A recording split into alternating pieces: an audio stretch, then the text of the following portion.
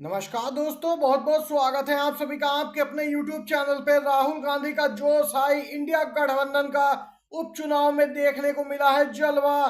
13 में से 11 सीटों पर इंडिया गठबंधन आगे। जानेंगे उपचुनाव के नतीजों को लेकर आ रही है बिग ब्रेकिंग न्यूज। इंडिया गठबंधन में यहाँ पे खुशी की लहर, एनडीए को यहाँ पे तगड़ा झटका लगा। दोस्तों, इसी प्रकार की तमाम बेहद बड़ी खबरें जानने के लिए बने रहिए साथ में, आप तक पहुंचाएंगे लेटेस्ट अपडेट।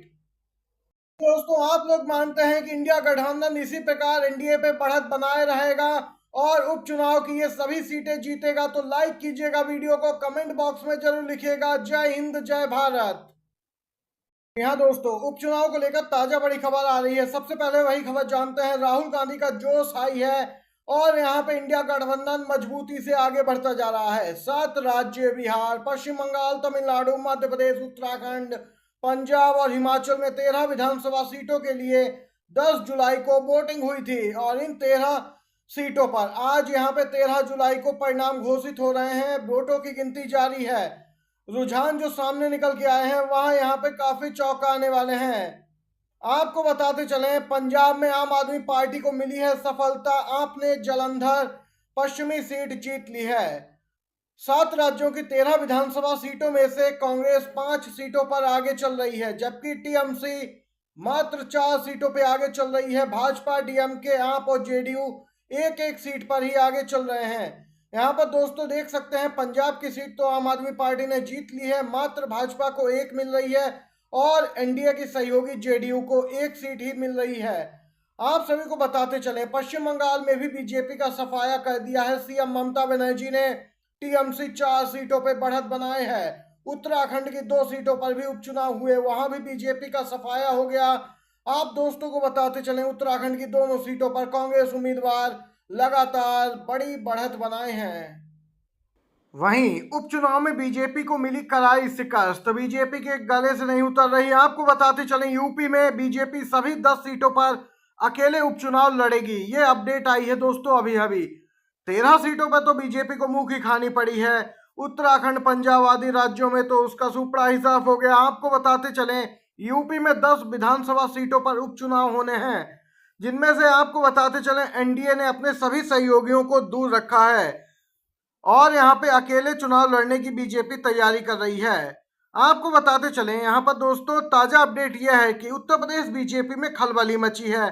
पहले तो लोकसभा चुनाव में शिकस्त खाई, अब यहाँ पे 7 राज्यों की 13 विधानसभा सीटों पे हुए उपचुनाव में शिकस्त मिली और बीजेपी कोई रिस्क जोखिम नहीं लेना चाहती है उत्तर प्रदेश को लेकर।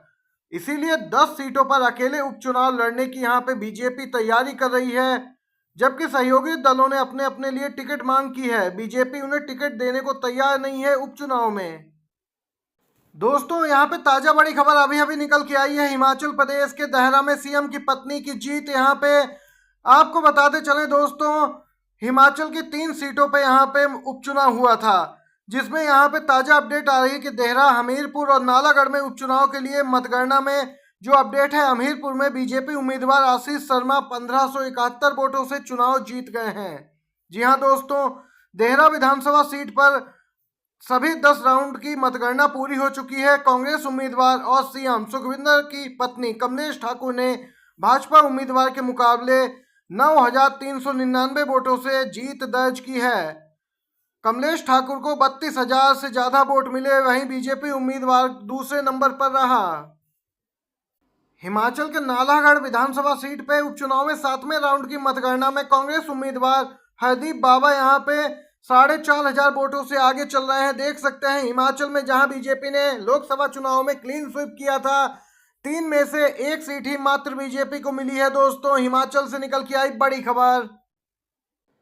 यूपी बीजेपी के कई नेताओं के बड़े बयान सामने निकल के आए, अपनी ही पार्टी को घेरा। जी हां दोस्तों, इसी क्रम में आपको बताते चलें, यूपी में पार्टी की हालत अच्छी नहीं, केंद्रीय नेतृत्व तो बड़े फैसले ले, बीजेपी विधायक के बयान से भूचाल मचा है। आपको बताएं, यह है बीजेपी के विधायक, नाम है रमेश मिश्रा। आप दोस्तों को बताते चलें, बीजेपी के विधायक रमेश मिश्रा का कहना है कि आज यूपी में जो स्थिति है, उस हिसाब से बीजेपी की सरकार 2027 में किसी भी कीमत पर नहीं बनेगी। इसलिए केंद्रीय नेतृत्व यानी पीएम मोदी, गृह मंत्री शाह को यूपी को लेकर बड़े फैसले लेने चाहिए। ये तो यहाँ पे बीजेपी विधायक नेता लगातार बयान दे रहे हैं। अब इस बीजेपी में मची कलह पर समाजवादी पार्टी के नेता शिवपाल यादव का दावा, भाजपा की विधायक की उल्टी गिनती शुरू हो गई है। बीजेपी नेताओं के बयान अब विरोधियों को मौका देने लगे हैं। यहाँ पे आपको बताते चले, शिवपाल यादव ने बीजेपी पर तंज कसा है। शिवपाल यादव ने कहा कि भारतीय जनता पार्टी की जन विरोधी नीतियों को लेकर समाज में कितना आक्रोश व निराशा है, इसका यहाँ पे जीता जागता प्रमाण है कि बीजेपी के नेता ही बीजेपी के खिलाफ खुलकर बोलने लगे हैं। आप दोस्तों को बताते चले, समाजवादी पार्टी के नेता शिवपाल यादव ने कहा कि ये स्पष्ट और साफ संकेत है कि भाजपा की विधायक की उल्टी गिनती उत्तर प्रदेश में शुरू हो गई है। वहीं दूसरी तरफ दोस्तों, राहुल गांधी के नेता विपक्ष बनने के बाद से कांग्रेस समर्थकों द्वारा उनकी छवि बढ़ाने के लिए तमाम तरह के प्रयास किए जा रहे हैं। वहीं इसी दौरान एक बड़ी खबर निकल के आई है दोस्तों, नेता विपक्ष बनने के बाद विश्व स्तर पर बढ़ा है राहुल गांधी का कद। अमेरिकी उपराष्ट्रपति ने फोन लगाकर की है बात। आप सभी दोस्तों को ये बड़ी खबर बताते चलें, अपडेट आ रही है। नेता विपक्ष बनने के बाद राहुल गांधी की लोकप्रियता में जो इजाफा हुआ है, वहां अब विदेश से भी राहुल गांधी में काफी लोकप्रियता बढ़ी है। आपको बताते चलें, यहाँ पे कांग्रेस समर्थकों और कुछ मीडिया संस्थानों द्वारा दावा किया गया कि राहुल गांधी के बढ़ते कद का असर ये हुआ कि अमेरिकी उपराष्ट्रपति कमला हैरिस ने खुद फोन लगाकर उनसे बात की और कई अहम मुद्दों पर चर्चा की है। तेलंगाना से आ रही है कांग्रेस के लिए बड़ी खुशखबरी। दिन पर दिन मजबूत हो रही है दक्षिण में कांग्रेस पार्टी। बीआरएस में पड़ी फूट, बीआरएस को यहाँ पे बीजेपी का साथ देना महंगा पड़ गया है। कांग्रेस के लिए गुड न्यूज है। आपको बताते चले, यहाँ पे सांसद, एमएलए और एमएलसी लगातार बीआरएस छोड़ के कांग्रेस पार्टी ज्वाइन कर रहे हैं। तेलंगाना में भारत राष्ट्र समिति यानी बीआरएस की मुश्किलें कम होने का नाम नहीं ले रही हैं। अब उनके एक और नेता ने तेलंगाना में सत्तारूढ़ कांग्रेस का दामन थामा है। तेलंगाना के राजेंद्र नगर विधानसभा सीट से 4 बार के विधायक रहे टी प्रकाश गौड़ कांग्रेस में शामिल हो गए। आपको बताते चले दोस्तों, ये पहला मामला नहीं है। इससे पहले राज्यसभा सांसद 6 विधायक यहाँ पे जो बीआरएस से संबंधित थे, उन्होंने कांग्रेस की सदस्यता ली। एमएलसी भी कांग्रेस पार्टी में शामिल हुए और दिन पर दिन मजबूत हो रही है कांग्रेस पार्टी तेलंगाना में। देख सकते हैं दोस्तों आप लोग, जहां एक तरफ उपचुनाव में कांग्रेस पार्टी ने जबरदस्त तरीके से प्रदर्शन किया, शानदार प्रदर्शन रहा कांग्रेस पार्टी का, चौतरफा तारीफ हो रही है। अभी यहाँ पे हाल ही में उपचुनाव यहाँ पे जो संपन्न हुए थे, उनके नतीजे जारी हो रहे हैं। कुछ के तो रुझान भी आ गए दोस्तों।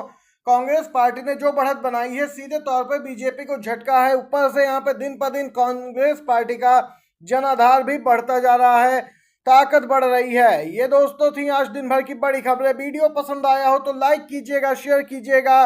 वीडियो देखने के लिए आप दोस्तों का बहुत बहुत धन्यवाद। जय हिंद।